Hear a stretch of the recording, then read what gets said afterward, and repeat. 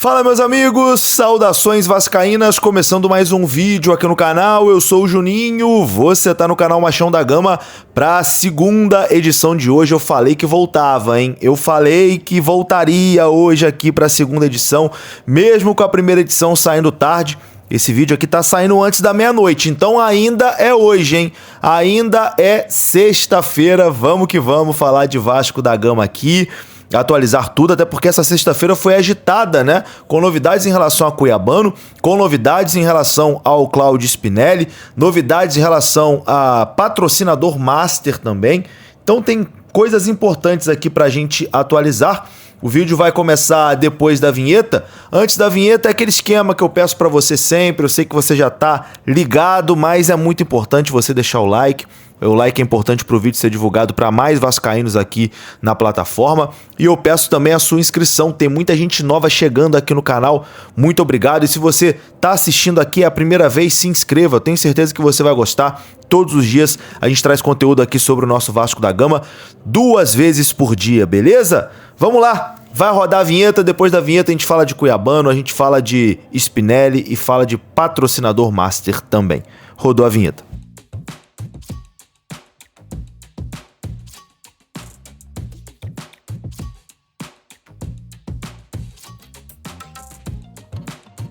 Bora lá então, meus amigos, começando aqui mais um vídeo. Vamos naquele pique, hein? Daquele jeito que você gosta, direto para os assuntos, sem enrolação. Vamos falar de Vasco da Gama e eu vou começar esse vídeo aqui falando do lateral Cuiabano, que é alvo do Vasco, né? Nesse momento, plano A do Vasco para a lateral esquerda, até porque Lucas Piton tá vivendo um momento bem complicado com a camisa do Vasco. E a notícia é boa, tá? O Vasco deu um passo importante para contratar Cuiabano.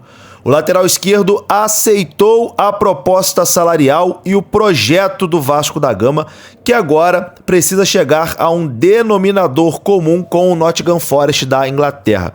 Ou seja, o Cuiabano aceitou a proposta do Vasco. Agora depende do Vasco resolver com o Nottingham Forest. O Vasco ainda está em conversas com a equipe da Inglaterra. A prioridade do Forest é venda, mas o Vasco já avisou nas negociações que não tem condições de pagar entre 8 e 9 milhões de euros, que é o valor exigido, né, pelo Nottingham Forest, algo em torno ali de 50 ou 55 milhões de reais. A primeira proposta que o Vasco fez foi um empréstimo com opção que poderia virar depois uma obrigação de compra caso o Cuiabano batesse metas pré-estabelecidas em contratos. As cifras oferecidas pelo Vasco chegavam ali aos 6 milhões de euros, algo em torno dos 37 milhões de reais, divididos em metas.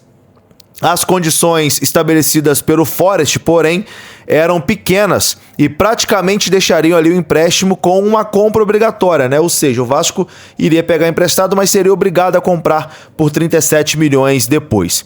O Vasco está tentando flexibilizar essas metas e chegar a um meio termo ali com o Nottingham Forest. O Cuiabano não está sendo utilizado pela equipe inglesa e tem o desejo de voltar ao Brasil, né, para poder voltar à vitrine, já que não existe expectativa tão cedo de que ele faça parte ali dos planos, né, do time inglês. O desfecho dessas negociações agora está aí nas mãos de Vasco e Nottingham Forest.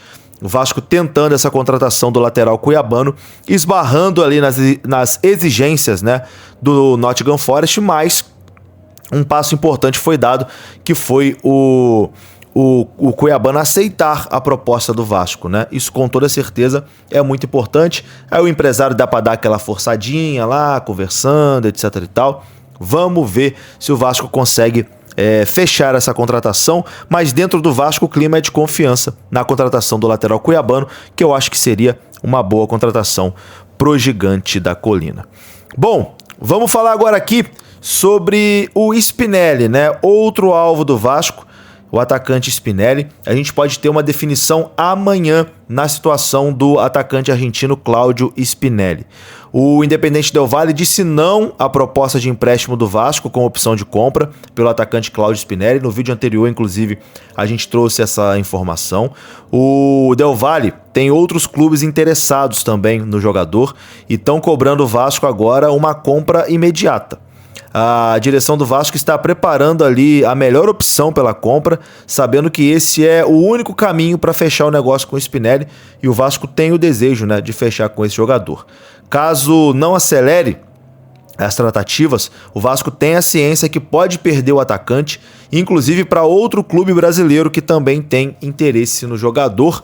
E segundo a apuração do canal Atenção Vascaínos, amanhã é um dia decisivo em relação a essa situação do Spinelli. Amanhã, que eu digo, é no sábado, né? Porque eu tô gravando esse vídeo ainda na sexta-feira. Sei que muita gente vai assistir ele já no sábado.